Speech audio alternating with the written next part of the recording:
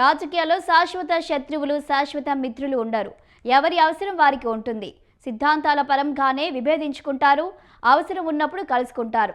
కలిసి పోటీ చేస్తారు, పొత్తు పెట్టుకుంటారు, మద్దతు ఇచ్చుకుంటారు. దీనికి భిన్నంగా కేటీఆర్ లోకేష్ రహస్య భేటీ హాట్ టాపిక్గా మారింది. తెలంగాణ సీఎం రేవంత్ రెడ్డి ఆరోపణలు రెండు తెలుగు రాష్ట్రాల రాజకీయాల్లో తీవ్ర చర్చకు దారితీశాయి.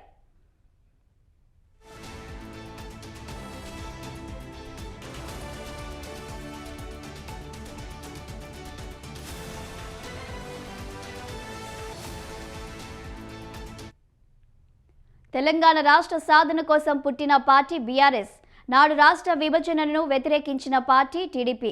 కాంగ్రెస్తో కటిఫ్ తర్వాత టీడీపీతో పొత్తు పెట్టుకొని ఉమ్మడి ఏపీ ఎన్నికల్లో పోటీ చేసింది. ఆ తర్వాత నుంచి బీఆర్ఎస్ అధినేత కేసీఆర్ కొడుకు కేటీఆర్ టీడీపీని ఆంధ్ర పార్టీగానే చూశారు.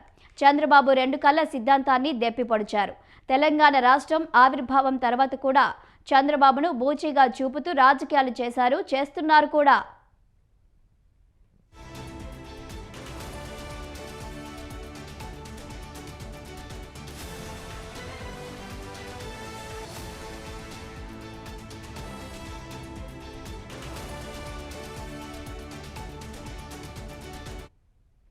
రాష్ట్ర విభజన తర్వాత ఓటుకు నోటు కేసులో చంద్రబాబును బుక్ చేసి హైదరాబాద్ నుంచి పంపించారు. ఏపీలో టీడీపీని లేకుండా చేశారు.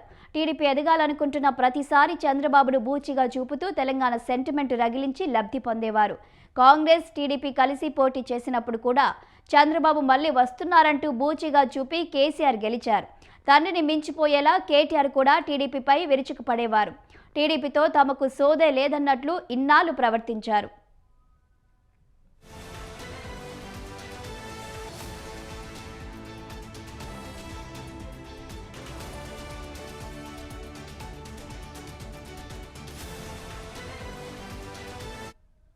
గతంలో టీడీపీతో కలిసి పోటీ చేసిన కేసీఆర్ రాష్ట్ర విభజన తర్వాత ఒక్కసారి కూడా కలవలేదు.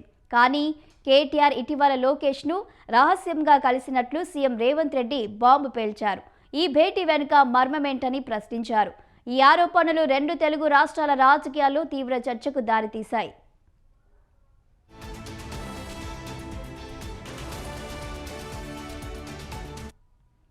టీడీపీ ఇప్పుడు జాతీయ స్థాయిలోకి రోల్ పోషిస్తోంది. ప్రధాని మోదీ దగ్గర చంద్రబాబుకు ఉన్న పరపతి మరెవ్వరికీ లేదన్నది జగమెరిగిన సత్యం. లోకేష్ కూడా అదే స్థాయిలో జాతీయ నేతలతో, ముఖ్యంగా అమిత్ షాతో టచ్లో ఉన్నారు. మరోవైపు తెలంగాణలో కేసీఆర్ కేటీఆర్ గ్రాఫ్ పడిపోతూ వస్తుంది. ముఖ్యంగా నేషనల్స్ పాలిటిక్స్లో బీఆర్ఎస్ ఒంటరైంది. ఏ పార్టీ కూడా కేసీఆర్ వైపు చూడడం లేదు, పట్టించుకున్న పాపాన పోవడం లేదు.